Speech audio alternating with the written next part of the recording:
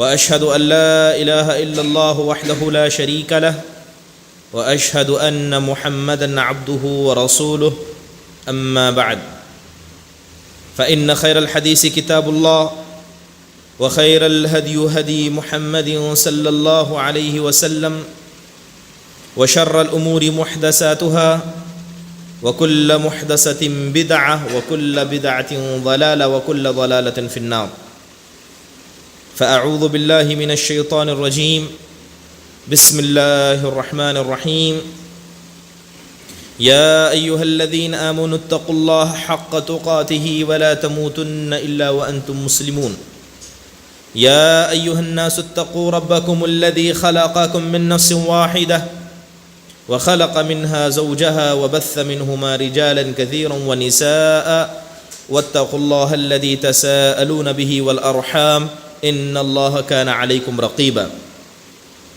يا أيها الذين آمنوا اتقوا الله حق تقاته ولا تموتن إلا وأنتم مسلمون يا أيها الذين آمنوا اتقوا الله وقولوا قولا سديدا يصلح لكم أعمالكم ويغفر لكم ذنوبكم ومن يطع الله ورسوله فقد فاز فوزا عظيما وقال الله سبحانه وتعالى يرفع الله الذين آمنوا منكم والذين أوتوا العلم درجات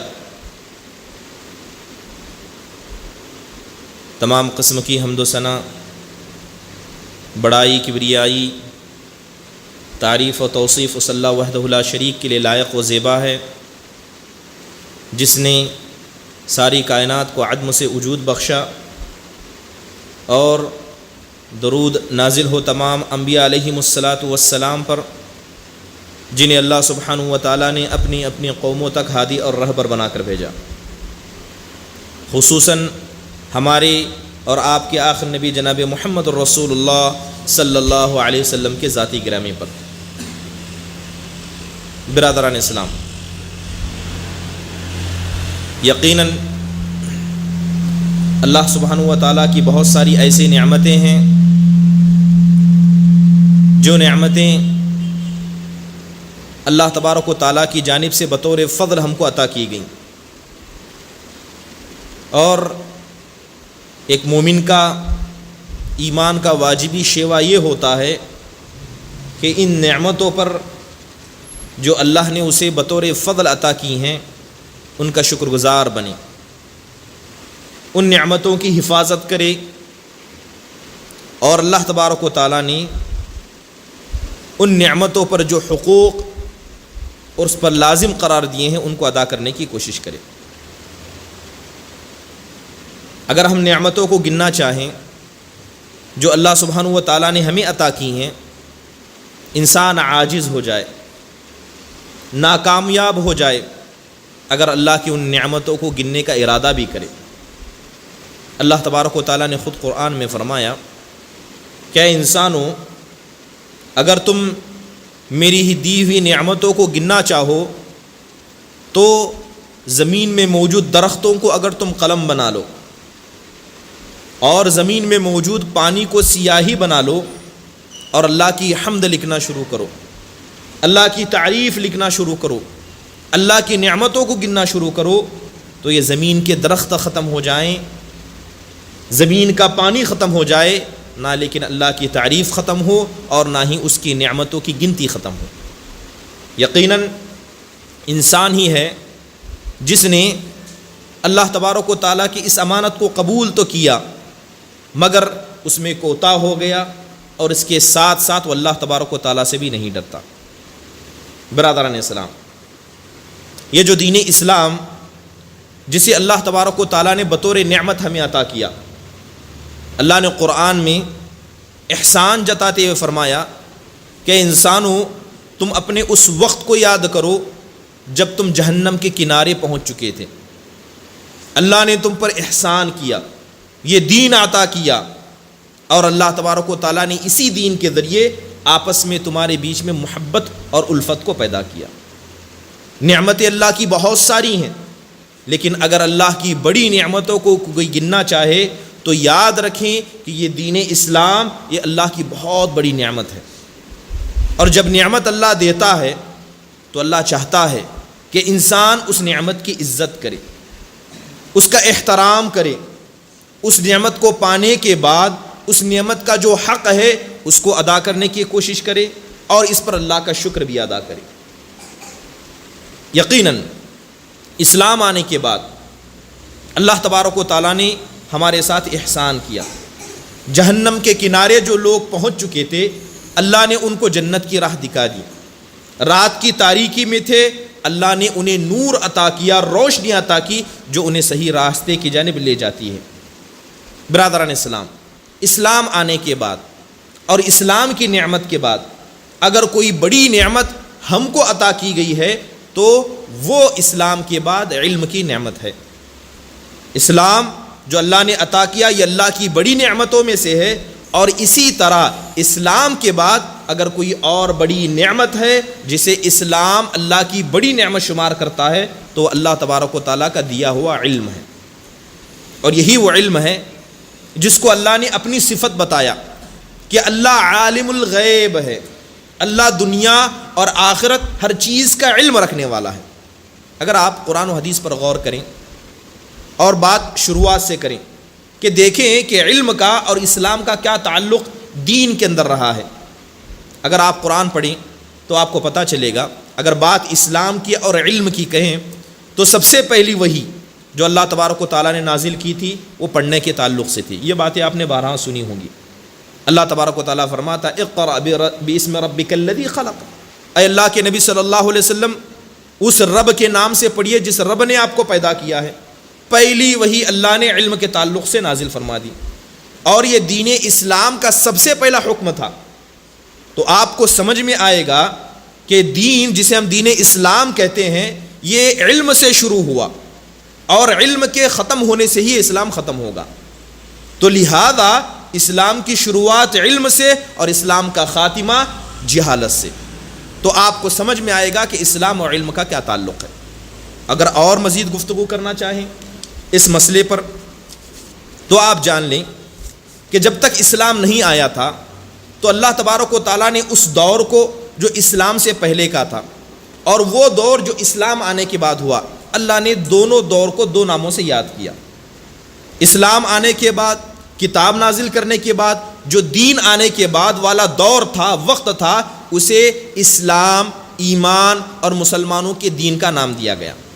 اور اسلام سے پہلے کا جو دور تھا اسے جاہلیت قرار دیا گیا، مطلب ایسا وقت جس میں علم نہیں تھا، ان کا بولنا جہالت، ان کا چلنا جہالت، ان کا اٹھنا، ان کا بیٹھنا، ان کی زندگی کے سارے معاملات کو اللہ نے جاہلیت سے تعبیر کر دیا۔ تو گویا اسلام آنے سے پہلے جو لوگ جس طرز پر عمل کرتے تھے وہ بغیر علم کا تھا، اور اسلام نے اسے جاہلیت کہا، اور اسلام آنے کے بعد جاہلیت ختم ہو گئی۔ قرآن میں اللہ تبارک و تعالیٰ نے ان لوگوں کا ذکر کیا، ان لوگوں کے بارے میں فرمایا جو مسلمان ہیں، ایمان لائے ہیں، لیکن اس کے باوجود بھی کچھ ایسی حرکتیں کرتے ہیں جو حرکتیں مسلمانوں کی نہیں بلکہ اسلام کے آنے سے پہلے جاہلیت کی حرکتیں ہیں۔ اللہ تعالیٰ نے ان سے سوال کرتا ہے، اللہ ان سے سوال کرتے ہوئے فرماتا ہے افحکم الجاہلیت یبغون، کیا یہ لوگ مسلمان ہونے کے بعد، اسلام لانے کے بعد جاہلیت کے وقت کو یاد کرتے ہوئے اس کے احکام کو اپنے زندگی میں نافذ کرنا چاہتے ہیں؟ کیا یہ نہیں جانتے، کیا یہ نہیں سمجھتے کہ اسلام جیسی بڑی نعمت جو اللہ نے عطا کی ہے، اللہ فیصلہ کرنے کے اعتبار سے سب سے اچھا ہے۔ اگر اللہ نے تمہارے لیے اسلام کا فیصلہ کیا ہے تو اسلام کو اپناؤ، اپنے قول میں، اپنے عمل میں، اپنے گفتار میں، اپنے کردار میں۔ تو اللہ تبارک و تعالیٰ نے ایسے لوگوں کی سرزنش کی، ایسے لوگوں کو ڈانٹا جو مسلمان ہونے کے بعد بھی ایسے کام کرتے ہیں جو کام جاہلیت کے ہیں۔ تو بات آپ کو سمجھ میں آئی ہوگی کہ علم کا تعلق اسلام سے کیسے ہے۔ اسلام آنے سے پہلے والے دور کو اللہ نے جہالت کا دور قرار دیا۔ برادران اسلام، بات یہاں پر ختم نہیں ہوتی ہے، بلکہ اللہ تبارک و تعالیٰ نے اس دور کے بارے میں فرمایا جو اسلام آنے سے پہلے تھا۔ اللہ نے کہا کہ تمہارے سروں پر اللہ نے بہت سارے بوجھ رکھ دیے تھے۔ اسلام سے پہلے تم لوگوں نے اپنی گردنوں میں بہت سارے پھندوں کو ڈال دیا تھا، اور ان پھندوں کے تحت تم جھکے ہوئے تھے۔ اللہ تعالیٰ نے اسلام دیا تو اللہ نے ان بیڑیوں کو تمہارے گلوں سے نکال دیا، اللہ نے تم کو آزاد کر دیا. وہ بیڑیاں شرک کی تھی, وہ بیڑیاں گمراہی کی تھی. اللہ تعالیٰ فرماتا ہے وَيَضَعُ عَنْهُمْ إِسْرَهُمْ وَالْأَغْلَالَ الَّتِي كَانَتْ عَلَيْهِمْ. اللہ نے تم کو جو دین عطا کیا, جو اسلام عطا کیا, جو نبی صلی اللہ علیہ وسلم کو کتاب عطا کی, اس کتاب کے ذریعے نبی تمہیں صحیح راستہ دکھاتے ہیں اور ان بیڑیوں کو نکالتے ہیں جو بیڑیاں جہالت کے دور میں تمہارے پر پڑی ہوئی تھی. اگر جاہلیت کا زمانہ دیکھیں کہ کیسے یہ لوگ مجبور تھے, کیسے اللہ نے ان کو باندھ کر رکھا تھا. اگر ان کو سوچنا ہوتا, کوئی کام کرنا ہوتا, اتنے مجبور تھے کہ کوئی کام کرنے سے پہلے فال بازی کیا کرتے, آزاد نہیں تھے, ذہنی غلام تھے. سفر پہ جانا ہوتا, پرندہ اڑا کر پہلا پتہ کرتے کہ اگر یہ پرندہ ادھر جائے تو سفر برا ہوگا, اگر ادھر جائے تو سفر اچھا ہوگا. شادی کرنا ہوتا, سوچتے, غلام تھے. لیکن جیسے ہی اللہ تعالیٰ نے اسلام کی نعمت عطا کی, سفر کرنے سے پہلے سوچنے کی ضرورت نہیں, دعا پڑھو, اللہ کا نام لو اور نکل جاؤ. اللہ نے ذہنی غلام سے اسلام کو آزاد کر دیا, مسلمانوں کو آزاد کر دیا. کوئی کام کرنا ہے, اللہ پر بھروسہ کرو, کام کو کرو. تمہیں نہ فال بازی کی ضرورت ہے اور نہ تمہیں کسی بابا, پیر, فقیر اور مرید کی ضرورت ہے. اگر ضرورت ہے تو اللہ کے بھروسے کی اور علم کی, جس علم کے ذریعے تم اپنا راستہ طے کر سکو. تو یہ اللہ کا احسان تھا. تو آپ سمجھ سکتے ہیں کہ علم کا تعلق اسلام سے کتنا رہا ہوگا. برادران اسلام, جب اللہ تعالیٰ نے اس دین کو نازل کیا تو اللہ تبارک و تعالیٰ نے اس دین کی حفاظت کی ذمہ داری بھی لی, کیونکہ یہ دین ضائع ہونے والے دینوں میں سے نہیں ہے. اللہ نے یہودیت کو نازل کیا, اللہ نے نصرانیت کو نازل کیا. یہ وہ دین جو حضرت موسیٰ پر نازل کیا گیا تھا اور وہ دین جو حضرت عیسیٰ پر نازل کیا گیا تھا, مگر اس دین کو بقا نہیں رہی, تحریف ہو گئی, بدل دیا گیا. لیکن جب دین اسلام کی بات آئی تو اللہ تعالیٰ نے اس دین کی حفاظت کی. اللہ نے بہت طریقے سے دین کی حفاظت کی. سب سے پہلا طریقہ جو اللہ تبارک و تعالیٰ نے جس کے ذریعے اس دین کی حفاظت کی, کہ اللہ نے اس دین کو ہمارے دلوں پر اتار دیا.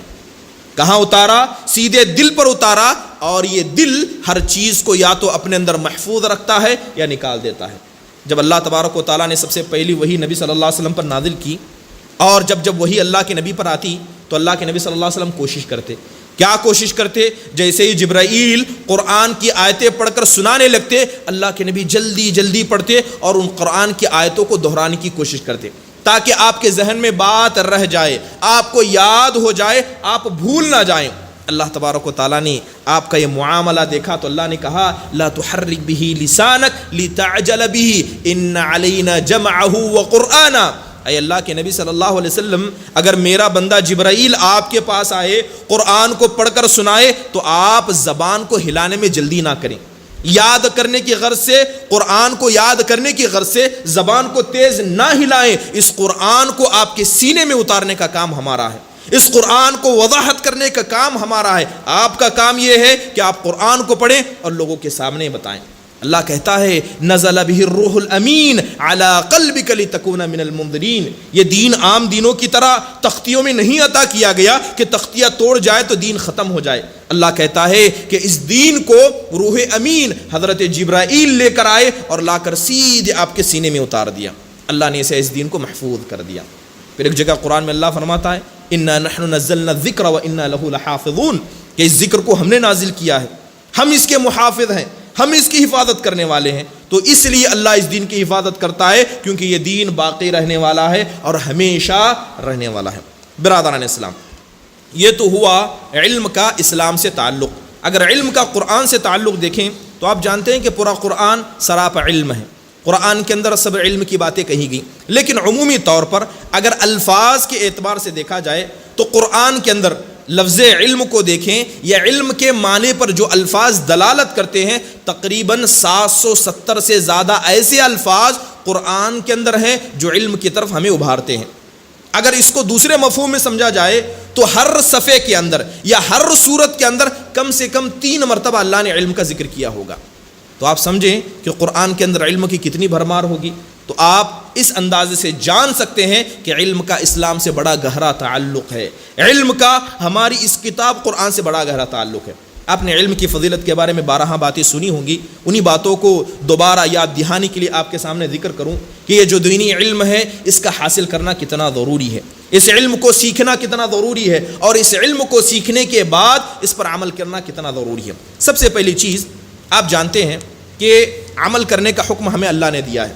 اللہ کہتا ہے قُلِ اعْمَلُوا فَسَيَرَى اللَّهُ عَمْلَكُمْ وَرَسُولُهُ کہ ایمان والو اور مسلمانوں تم عمل کرتے رہو، تم عمل کرتے رہو، اس لیے کہ تمہارے عمل کو اللہ بھی دیکھ رہا ہے، قیامت کے دن رسول بھی دیکھیں گے، اور قیامت کے دن سارے ایمان والے بھی تمہارے عمل کو دیکھیں گے.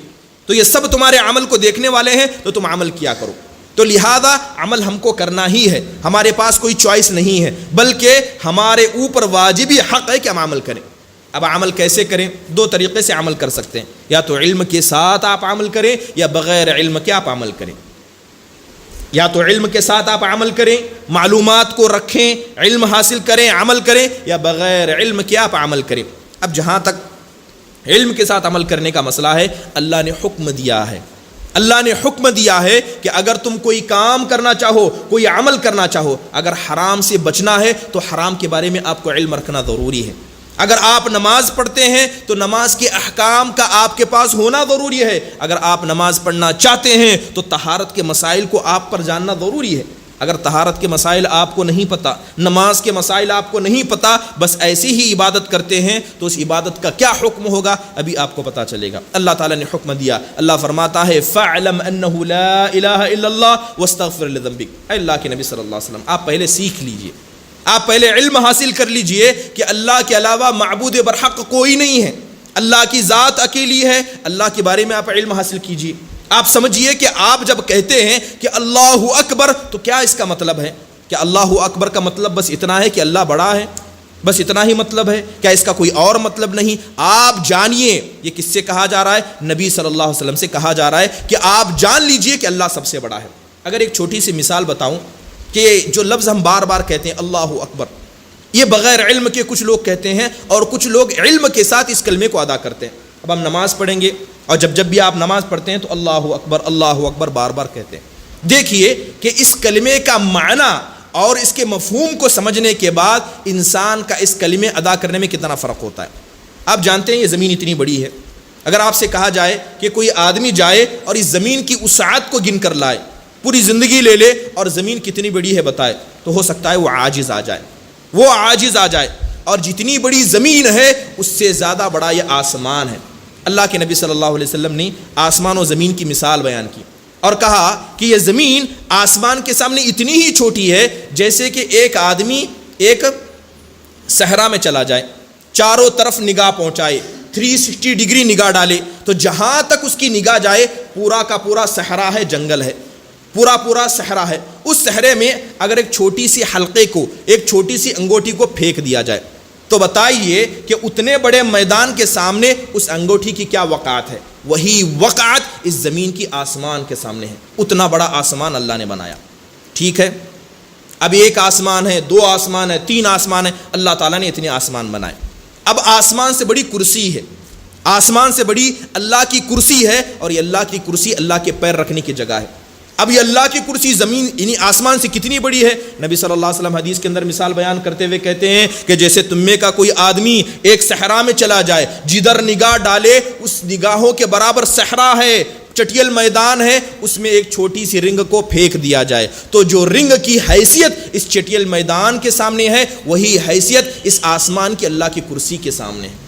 اور اللہ کے نبی صلی اللہ علیہ وسلم نے اس کرسی کی مثال عرش کے سامنے بیان کی کہ یہ اللہ کی کرسی عرش کے سامنے اتنی ہی چھوٹی ہے جتنا کہ ایک بڑا دریا، ایک بڑا صحرا ہے، اس صحرا میں ایک انگوٹھی کو پھینک دیا جائے. تو آپ تصور کریں کہ یہ زمین جسے ہم دیکھ نہیں سکتے، جسے شمار نہیں کر سکتے، یہ آسمان کے سامنے کچھ نہیں ہے. آسمان سے کئی گنا، ہزاروں گنا بڑا اللہ کی کرسی ہے، اور اللہ کی کرسی سے بڑی اللہ تبارک و تعالیٰ کا عرش ہے، اور اللہ تبارک و تعالیٰ اس پر مستوی ہے. اب سمجھیے کہ اللہ اکبر یعنی اللہ سب سے بڑا ہے کا کیا مطلب ہوتا ہے. اللہ کے نبی صلی اللہ علیہ وسلم نے کہا کہ اللہ نے مجھے اجازت دی، اللہ نے مجھے اجازت دی کہ میں اس فرشتے کے بارے میں بتاؤں جس فرشتے نے اللہ کے عرش کو اٹھا کر رکھا ہے. ایک فرشتے کے بارے میں اللہ نے مجھے اجازت دی. اللہ کے نبی صلی اللہ علیہ وسلم فرماتے ہیں کہ اللہ تبارک و تعالیٰ کے عرش کو جو فرشتہ اٹھایا ہوا ہے اس فرشتے کا یہ حصہ، کندھے سے شروع لے کر گردن کا یہ حصہ اتنا بڑا ہے کہ اگر کوئی آدمی 70,000 سال کی مسافت طے کر کے جائے تو شاید یہاں سے یہاں تک نہ پہنچ پائے. اتنا بڑا فرشتہ ہے جو اللہ تعالیٰ نے اپنی عرش کے نیچے کھڑا کیا، جو اللہ کے عرش کو اٹھا کر رکھے. تو بتائیے کہ اللہ تبارک و تعالیٰ کی ذات کتنی بڑی ہے. اب سمجھیں, اب جب بھی آپ اللہ اکبر کہیں تو اس مفہوم کو سامنے رکھیں, تب آپ کو پتہ چلے گا کہ علم کی وجہ سے اللہ اکبر کہنا کیسا ہے اور بغیر علم کے بس اللہ اکبر کہنا کیسا ہے. تو آپ کو سمجھ میں آئے گا کہ اس علم کو حاصل کرنا کتنا ضروری ہے, علم کی بنیاد پر عمل کرنا کتنا ضروری ہے. اسی لیے دیکھیں اللہ تعالیٰ نے گواہی دی, اگر اللہ کسی کی گواہی دے تو کیا گواہی جھوٹی ہو سکتی ہے؟ ہرگز نہیں. اللہ گواہی دیتا ہے کہ انما یخشی اللہ من عبادہ علماء, کہ اگر زمین میں حقیقی طور پر اللہ سے کوئی ڈرنے والے ہیں تو وہ لوگ ہیں جو علم کی بنیاد پر اللہ کی عبادت کرتے ہیں. وہ علماء ہیں, وہ جانتے ہیں کہ اللہ کی شان کیا ہے, اللہ کا مرتبہ کیا ہے. تو لہذا علم حاصل کرنا اس لیے ضروری ہے. بغیر علم کے عمل کرنا کیسا ہے؟ امام غزالی رحمہ اللہ فرماتے ہیں کہ اگر کوئی آدمی بغیر علم کے عمل کرتا ہے تو وہ مجنون ہے, وہ پاگل ہے, اور اگر کوئی آدمی علم رکھ کر عمل نہیں کرتا ہے تو وہ بیوقوف ہے. تو لہذا عمل ضروری ہے, اور عمل کے ساتھ انسان کا علم ہونا بھی ضروری ہے. اگر انسان کے پاس علم آ جائے, اگر انسان کے پاس اللہ کا علم آ جائے کہ اللہ تعالیٰ کی ذات بڑی ہے, اللہ کی ذات رحم کرنے والی بھی ہے, اللہ کی ذات عذاب بھی دینے والی ہے, تو یاد رکھیں کہ بغیر علم کے کسی بھی انسان کے دل میں تقویٰ نہیں پیدا ہو سکتا. جائیے سلف صالحین کے اقوال پڑھیے. سلف صالحین کا اقوال پڑھنے سے کبھی کبھی لگتا ہے کہ بس یہ قصے اور کہانیاں ہیں, لیکن حقیقت میں یہ اللہ اور اس کے رسول کی باتیں ہیں, اور یہ علم کی بنیاد سے ہوئی تھی. مثال کے طور پر آپ نبی صلی اللہ علیہ وسلم کی مثال لیجئے. ایک مرتبہ بادل آ گئے تو سارے صحابہ خوش ہو گئے. بادل آ گئے تو سارے صحابہ خوش ہو گئے. سخت گرمی تھی اور قحط سالی کا موسم تھا, تو صحابہ ہماری خوشی کے جھومنے لگے, اللہ کی تعریف بیان کرنے لگے. اللہ کے نبی صلی اللہ علیہ وسلم نے گھر کے باہر شور شرابہ دکھا تو گھر سے باہر نکلے تو صحابہ کو ہنستے مسکراتے دیکھا, آپ بھی مسکرانے لگے. لیکن جیسے ہی آپ نے بادل کو دیکھا آپ کے چہرے کا ہاؤ بھاؤ اڑ گیا, آپ کا چہرہ مارے گھبراہٹ کے لال ہو گیا. تو صحابہ اکرام تعجب کرنے لگے کہ معاملہ کیا ہے؟ بادل آ گئے, سخت گرمی ہے, پانی کی ضرورت ہے, انسان کو خوش ہونا چاہیے, لیکن حقیقی طور پر جو اللہ کا علم رکھتا ہے وہ جانتا ہے کہ یہ کیا ہے. اللہ کے نبی صلی اللہ علیہ وسلم سے پوچھا گیا, اے اللہ کے نبی آپ کیوں پریشان ہیں, کیوں گھبرائے ہوئے ہیں؟ تو اللہ کے نبی کہتے ہیں کہ تم ان بادلوں کو دیکھ کر خوش ہوتے ہو, اللہ کی قسم انہی بادلوں میں اللہ نے عذاب رکھ کر عاد و سمود کو ہلاک کیا تھا. کیا تم اللہ کے عذاب سے مامون ہو گئے کہ اللہ تم کو ہلاک نہیں کرے گا, اللہ تم کو برباد نہیں کرے گا؟ یہ اللہ کا ڈر کب پیدا ہوتا ہے؟ جب اللہ تبارک و تعالیٰ کی کتاب کا علم انسان کے پاس ہوتا ہے, جب حقیقی علم آپ کے پاس ہوتا ہے. اس کے علاوہ دیکھیں حضرت عمر بن خطاب رضی اللہ عنہ کو افسوس ہوتا ایسے لوگوں پر جو لوگ عبادت تو کرتے ہیں, دن رات عبادت کرتے ہیں, لیکن اس کے باوجود بھی ایسے لوگوں کا ٹھکانہ قیامت کے دن جہنم ہوگا, کیونکہ یہ لوگ عبادت بغیر علم کے کرتے ہیں. حضرت عمر بن خطاب کے بارے میں آتا ہے کہ ایک مرتبہ گزرنے لگے, جاتے جاتے انہوں نے ایک راہب کو دیکھا, ایک راہب کے گھر کو, ایک عبادت گزار کے گھر کو دیکھا, جسے ہم سنت کہتے ہیں, اور یا طور پر عباد و زاہد جو صوفی حضرات ہوتے ہیں وہ کرتے ہیں, دن رات اپنے گھروں کے اندر بیٹھ کر عبادت کرتے ہیں. حضرت عمر نے اس آدمی کو آواز دی, یا راہب یا راہب, گھر والے کو بلایا. وہ راہب گھر کے باہر نکلا, اس نے چہرہ نکالا تو اس کے چہرے پر بال ہی بال تھے, مطلب اسے اتنی فرصت نہیں تھی اپنے چہرے کو سنوارے. حضرت عمر بن خطاب اس کو دیکھ کر رونے لگے.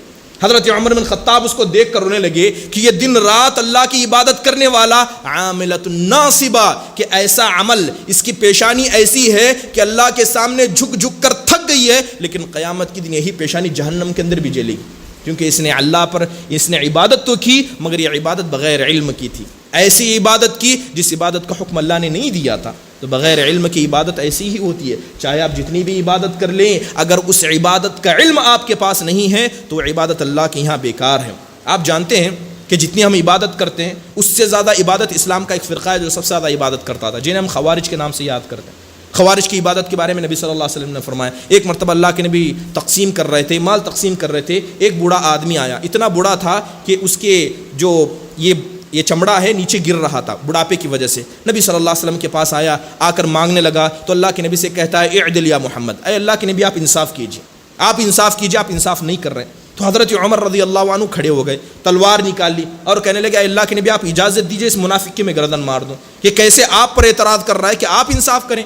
اللہ کے نبی صلی اللہ علیہ وسلم فرماتے ہیں, وَيْحَكْ وَمَنْ يَعْدِلْ إِذْ لَمْ عَادِلْ, اللہ تعالیٰ تیری ناک کو خاک آلود کرے, میں اللہ کا نبی ہوں, اگر میں نہیں انصاف کروں گا تو کون انصاف کرے گا؟ حضرت عمر جو ننگی تلوار لے کر کھڑے تھے، اللہ کے نبی نے کہا کہ جانے دو جانے دو، اس کے کچھ ایسے ساتھی ہیں، اس کے کچھ ایسے ساتھی ہیں کہ اگر تم ان کی نمازوں کو دیکھو گے اے عمر تم اپنی نماز کو حقیر سمجھو گے، ان کے روزے کو تم دیکھو گے تو اپنے روزے کو ان کے سامنے حقیر سمجھو گے، یہ قرآن ایسے پڑھتے ہیں کہ جیسے ان کی کوئی مثال نہیں، لیکن سن لو اے عمر، قرآن پڑھتے تو ضرور ہیں لیکن قرآن ان کے گلے تک نہیں اترتا، اس قرآن کے مفہوم کو نہیں سمجھتے، یہ لوگ ایسے ہیں کہ یہ دین سے ایسے ہی نکل جائیں گے جس طرح کہ تیر کمان سے نکل جاتی ہے۔ اللہ کے نبی صلی اللہ علیہ وسلم نے ان کو جہنمی بتایا، عبادت میں کمی تھی، صحابہ کی عبادت سے اچھی ان کی عبادت، صحابہ کی نماز سے ان کی نماز اچھی، صحابہ کے روزے سے ان کا روزہ اچھا، مگر بغیر علم کے ایسی عبادت، بغیر تقوی اور پرہیزگاری کی اور نبی صلی اللہ علیہ وسلم کی سنت کی مخالفت کی عبادت کہ اللہ کے نبی صلی اللہ علیہ وسلم نے ان کو جہنمی قرار دیا۔ بہت ساری مثالیں ہیں، وقت بڑا مختصر ہے۔ حضرت بریدہ بن حویصب، دیکھیے کہ اللہ کا تقوی، اللہ کی معرفت جو انسان رکھتا ہے، جو بھی عمل کرنا چاہتا ہے وہ علم کی بنیاد پر کرے تو کتنا بہتر ہے۔ حضرت بریدہ بن حویصب کے بارے میں آتا ہے کہ خیبر کا وقت تھا، لوگ لڑائی کر رہے تھے، صحابہ لڑائی کر رہے تھے، حضرت بریدہ بن حویصب رضی اللہ عنہ ذرا نوجوان تھے، دبلے پتلے انسان تھے، چست انسان تھے، تو لہذا تلوار لے کر کئی کافروں کو مارتے مارتے گھوم رہے تھے، اچانک ایک ٹیلے پر چڑھ گئے، اس وقت انہوں نے لال لباس پہنا تھا، ٹیلے پر چڑھتے ہی ساری لوگوں کی نگاہیں ان کی طرف ہو گئیں، لوگ ان کی طرف دیکھنے لگے کہ یہ نوجوان دیکھو کئی لوگوں کو مار چکا ہے اور اب ٹیلے پر چڑھ چکا ہے۔ حضرت بریدہ بن حویصب رضی اللہ عنہ وہاں سے نیچے اتر گئے اور ان کے چہرے کی رونق اڑ گئی۔ تو لہذا حضرت بریدہ بن حویصب بعد میں کہتے ہیں کہ مجھے اسلام لانے کے بعد کسی چیز سے اتنا ڈر نہیں ہوا جتنا ڈر اس ٹیلے پر چڑھنے کی وجہ سے ہوا۔ پوچھا گیا کہ آپ نے کون سا گناہ کیا؟ ٹیلے پر تو چڑھ گئے، تو آپ تو نیک کام کر رہے تھے۔ تو کہنے لگے کہ ٹیلے پر چڑھنے کی وجہ سے میں لوگوں کی نگاہوں میں آ گیا، اب لوگ مجھے یاد کرتے ہیں کہ میں بڑا اچھا لڑاکو ہوں، میں لوگوں میں مشہور ہو گیا، اور مجھے ڈر ہے کہ کہیں صرف یہ شہرت میرے سارے عمل کو برباد نہ کر دے۔ اگر اللہ کا تقوی پیدا ہو جائے، اللہ تبارک و تعالیٰ کا علم، دین کا علم آ جائے، تو ہر وہ عمل جس کو آپ کریں گے اس عمل کو اللہ کے اس طریقے پر کریں گے، رسول کے اس طریقے پر کریں گے جس طریقے پر اللہ اور اس کے رسول نے ہمیں عمل کرنے کا حکم دیا ہے۔ برادران اسلام، علم کی بہت ساری اہمیت ہے۔ علم کی اہمیت کو سمجھنا چاہیں تو بس اتنا سمجھ لیجئے کہ ایک جاہل آدمی جس کے پاس علم نہیں ہوتا ہے، وہ بھی اپنے آپ کو اگر اس کو عالم کہا جائے تو خوش ہو جاتا ہے، اس کو عالم کہا جائے، سمجھدار کہا جاتا ہے تو خوش ہو جاتا ہے۔ یہ علم اتنا عزت دار عمل ہے کہ جاہل بھی اس کو پسند کرتا ہے اور ایک نادان انسان بھی اس کو پسند کرتا ہے، اور جہالت اتنی بری عیب ہے کہ ایک جاہل کو بھی اگر آپ جاہل کہیں تو ناراض ہو جائے۔ جہالت کو کوئی نہیں پسند کرتا اور علم کو ہر کوئی پسند کرتا ہے، اس لیے اللہ اور اس کے رسول نے اس علم کا مرتبہ بیان کیا، لہذا عمل کریں تو علم کی بنیاد پر کریں۔ اور خاص کر آج کے وقت کو دیکھا جائے، آج کے دور میں علم کی کتنی ضرورت ہے، علم کی شدید ضرورت ہے۔ اس لیے ضرورت ہے کہ آج ہم نے دینی علم کو چھوڑ کر دنیاوی علم کی طرف ہمارا رجحان زیادہ ہے۔ جائیے اپنے بچوں کو دیکھیں کہ دینی تعلیم آپ کتنا اپنے بچوں کو دلا رہے ہیں اور دنیاوی تعلیم کتنا دلا رہے ہیں۔ دنیاوی تعلیم کا مقصد صرف دنیا ہے، آخرت ہو نہیں سکتا۔ تو لہذا بات واضح ہے کہ آپ دنیا پرست زیادہ ہیں اور دین پرست کم ہیں، تو لہذا اپنے نفس پر غور کرنا چاہیے۔ قرآن میں اللہ تبارک و تعالیٰ ان لوگوں کے بارے میں فرماتا ہے، ان لوگوں کے بارے میں کہتا ہے کہ بہت سارے لوگ ایسے ہیں جنہوں نے دنیا کی ہر چیز کو دیکھ لیا لیکن آخرت کے مسئلے میں یہ لوگ غافل ہیں۔ اور یہ بات اس لیے بھی سمجھنے کی ضروری ہے کہ آج کے وقت میں علم حاصل کرنا اس لیے بھی ضروری ہے کہ آج کے وقت میں بہت سارے شبہات مسلمانوں کے بیچ میں موجود ہیں۔ روز نئے نئے فتنے ہمارے سامنے لائے جاتے ہیں، روز نئے نئے مسائل ہمارے سامنے لائے جاتے ہیں۔ کبھی کہا جاتا ہے غرب کی جانب سے کہ اسلام عورتوں پر ظلم کرتا ہے، پردہ عورتوں پر ظلم ہے، عورتوں کو آزادی دی جانی چاہیے۔ کبھی لوگ کہتے ہیں کہ اسلام عورتوں کا حق مارتا ہے، میراث میں مرد کے مقابلے میں عورت کو آدھا حصہ دیا جاتا ہے، اور بسا اوقات کہا جاتا ہے کہ یہ دین جو ہے یہ ارہاب یعنی ظلم و زیادتی والا اور دہشت گردی والا دین ہے۔ یہ سارے شبہات ہمارے سامنے پیدا کیے جاتے ہیں۔ اگر آپ کو اپنے دین کا علم نہ ہو، اپنے نبی کی سیرت نہ پتہ ہو، تو کیسے آپ اپنے دین کا دفاع کر سکیں گے اور کیسے آپ اپنے دین کی حفاظت کر پائیں گے؟ تو لہذا ضروری ہے کہ اگر آج کے دور میں جینا ہے تو علم کے ساتھ جینا ہے۔ بہت ساری قوموں کو دیکھا گیا کہ انہوں نے ٹیکنالوجی کا نام لے کر اپنے آپ کو بلند کیا۔ اللہ نے ہمیں عزت اس اسلام کی وجہ سے دی ہے۔ اگر اسلام کو چھوڑ کر اگر کسی غیر چیز میں آپ نے عزت تلاش کرنا چاہی تو حضرت عمر بن خطاب نے کہا تھا کہ مسلمانوں کو عزت اس علم کی وجہ سے ملی ہے، اس دین کی وجہ سے ملی ہے، اگر کوئی عزت کسی اور جگہ تلاش کرنا چاہے گا تو اللہ ایسے آدمی کو ضرور ذلیل کرے گا۔ آپ کا لباس، آپ کا مال، آپ کا عہدہ، آپ کی پوزیشن آپ کو عزت نہیں دلا سکتی۔ اگر آپ کو عزت کوئی چیز دلا سکتی ہے تو یہ دین ہے، یہ علم ہے، اور اس دین پر عمل کرنا ہے۔ اللہ تعالیٰ سے دعا ہے کہ اللہ تعالیٰ اس دین کے علم کو سمجھنے کی ہم سب کو توفیق عطا فرمائے اور علم کی بنیاد پر عمل کرنے کی توفیق نصیب فرمائے۔ اور ایک آخری چیز کہ اگر آپ سے پوچھا جائے کہ کس چیز کا آپ کو علم حاصل کرنا چاہیے، سب سے پہلے عقیدے کا علم حاصل کریں، سب سے پہلے عقیدے کا علم حاصل کریں۔ عقیدہ سب سے اہم اور ضروری ہے۔ اگر آپ کا عقیدہ درست ہے تو آپ کی عبادت درست ہے، آپ کے اخلاق درست ہے۔ اگر آپ کا عقیدہ درست نہیں ہے تو چاہے آپ 1000 لوگوں کی مدد کر لیں، چاہے آپ 1000 مرتبہ اللہ کے سامنے سر جھکا لیں، آپ کی ساری عبادتیں بیکار ہیں، اور ایسے لوگوں کا ٹھکانہ کیا ہے؟